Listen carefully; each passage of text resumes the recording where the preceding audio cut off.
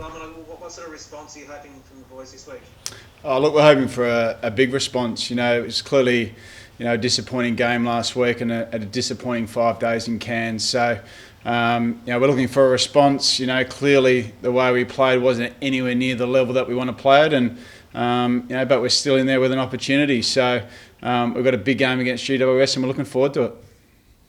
You spoke post-match about the club needing to become more ruthless and sort of unconditional. Is that something that can start now, and is that something the boys have spoken about this week?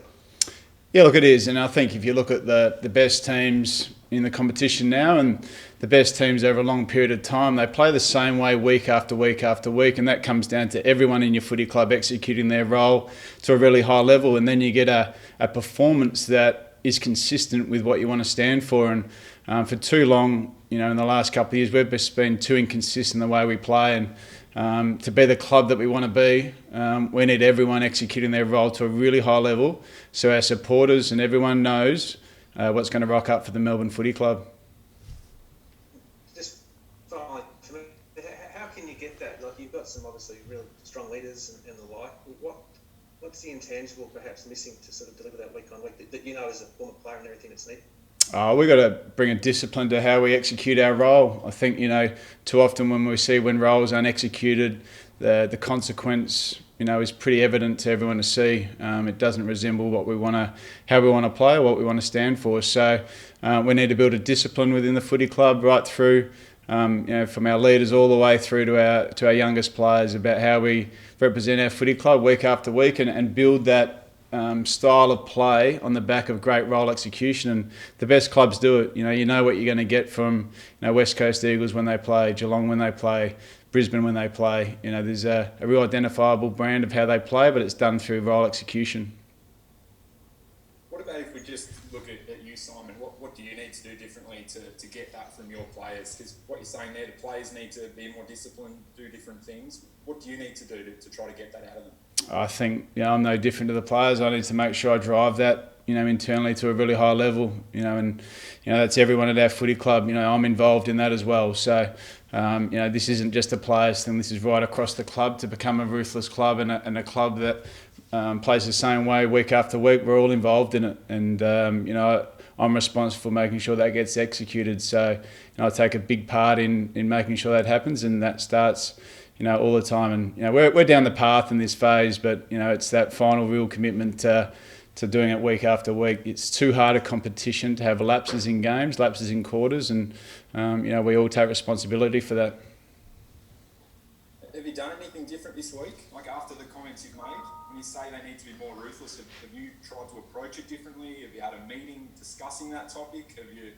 Is there anything you can share in that way? We went back to how we're going to become the team that we want to become, and what I've spoken about before is as simple as it needs to be. You can clearly see the consequence when it's not executed, and how it impacts everyone. So we need everyone committing to the team and executing their role to a high level, and you'll get some consistent outcomes in how you play, and that's as simple as it needs to be. It's time for us to take a step in that direction.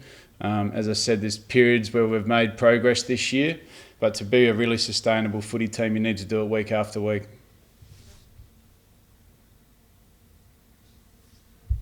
And as far as the GWS game, Simon, is this one of the most important games in your coaching tenure? I know, without being too dramatic, with what's on the line, knowing you have to win, if you're going to play finals, you've got to win your last two. Is it up there? We aspired to play finals at the start of the year, but we can't look at that. We've got to look at what we can do this week against GWS, and we want to see a club that's consistently runs out there and performs, and this gives us an amazing opportunity. I said it last week that to be in this position and deal with and being involved in games like this is important for our club. The more we experience this and use this time to grow from and get better, the better we'll be. So the challenge for us is there to take this opportunity this week to come out and play the expectations of how we want to play and get the job done.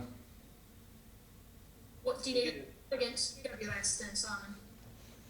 Oh, clearly, if you win the territory battle against them and you win clearance and you're able to lock the ball in, I thought Adelaide, really provided a blueprint of how it can be done. against a really high quality team. So clearly their response will come through the middle of the ground. It was an area that they got beaten in last week, but if you can win that area of the game and play the game in your half of the ground, it goes a long way to winning the game.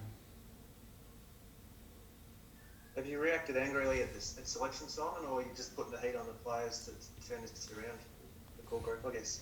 I will make a few changes at selection, but we're not going to be rash with it either. We want to build some cohesion in our team, and we'll make some modifications. But we're going to pick a team that we think we can really trust and go out there and execute their role. Is there anyone on the injury list or anyone that could come back in? We've got a couple of guys that are starting to come back. Tom Sparrow's coming back from a broken collarbone. Luke Jackson's getting closer to resuming after hamstring. He's probably going to be one more week. So we've got a few guys starting to come back. James Harms still won't be available this week.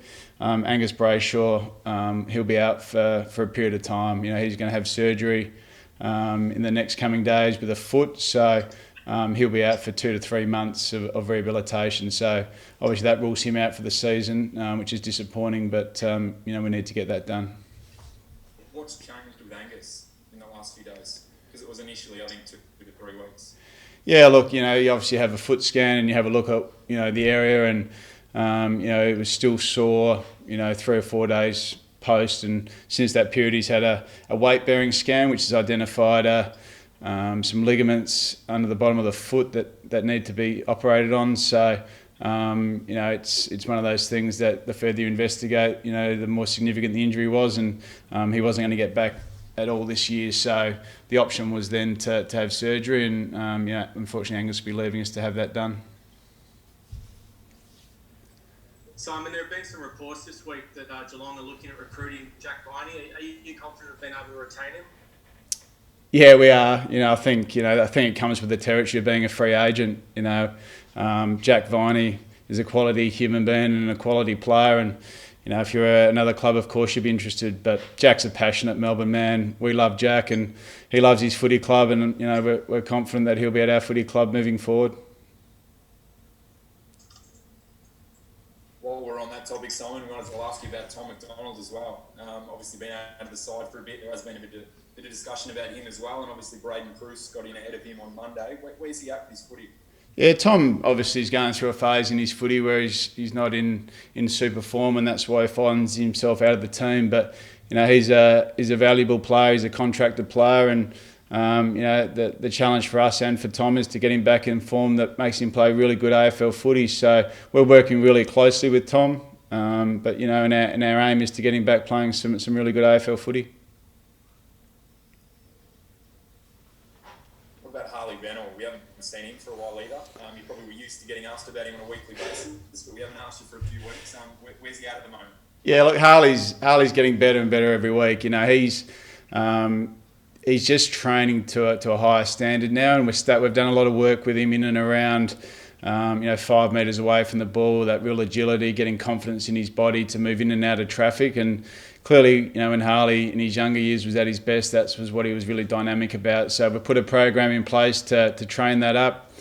He's getting better and better. He's embraced it. And as I've said a lot, we don't see Harley Bennell as someone that was a short-term option for us. We see him as a long-term prospect, and we're going to continue to build his body and build the trust in his body to execute the things that we're looking for. So we're really happy with how Harley's progressing. So when you say that, Simon, obviously a guy who hasn't played a lot of footy for several years, he's come in on a one-year deal, and you say he's a long-term prospect. Does that mean he'll be around next year?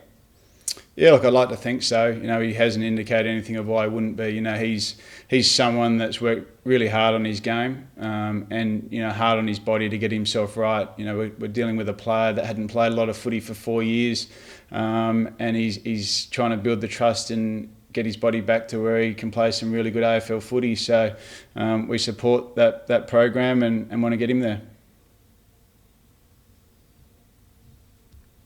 All right, thanks, Rudy. Thank you. You're not playing, Rudy. Go again, Mark. Thoughts on Steve Cornelio getting dropped and not playing this game? Oh, that's not for me to discuss, mate.